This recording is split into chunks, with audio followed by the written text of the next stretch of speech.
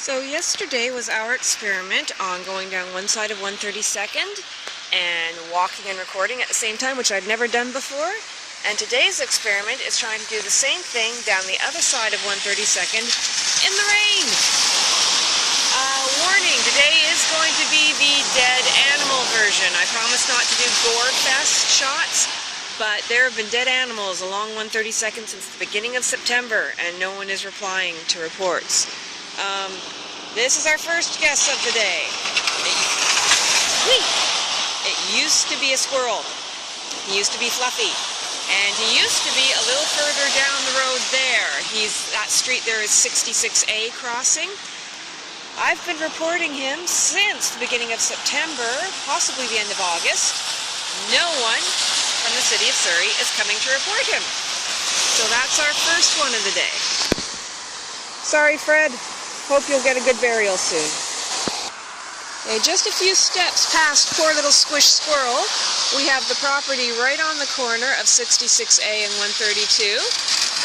And garbage, garbage, garbage, garbage, garbage, garbage, garbage. One of the problems I've found with these properties is they don't face out. They have a car going by with no bumper. They've all faced in. They've got great big fences. So if they only go in and out their back door, they never see this side of the property. So I'm not calling this neglectful or deliberate. I'm calling it not taking account of your surroundings and not being aware of how much of your property you are in fact responsible for. Okay, a few more steps. I've got 66A behind me today. So I've just crossed 66A. This is the property right on the corner of 66A and 132.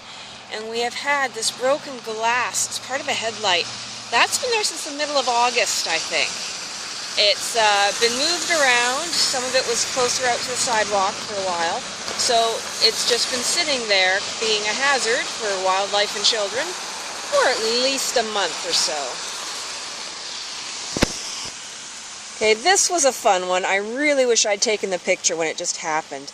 This is a property on 132, just across from 66B there. And see all the paper and trash and paint everywhere? Well, this property was very overgrown and had lots of garbage and refuse on it. And I actually witnessed the owner coming out, or resident, or whatever, coming out and just mowing everything. The garbage, the Kleenex, the Slurpee cups. He just ran the mower over all of it and then left it all there for the wind to take it away. And it looks like the wind's done a good job because he's only got a few pieces left.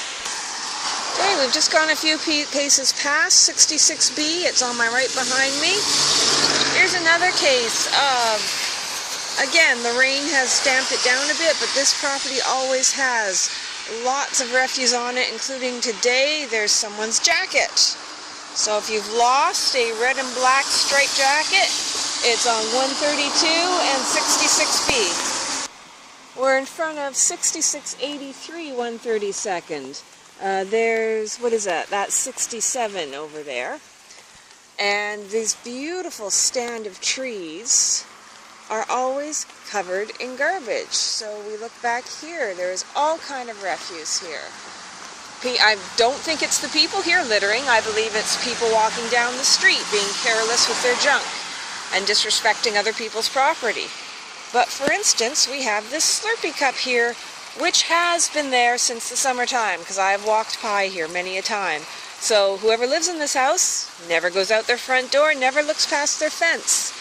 It's classic. Lots of people do it. We only watch our own stuff. There's another great one. I've just walked a few paces past that Slurpee cup. And we have this property here with some more magnificent trees got damaged very badly in last winter's ice storm. And this branch was across the sidewalk for many a day, and someone at some point was a great help and took it off the sidewalk.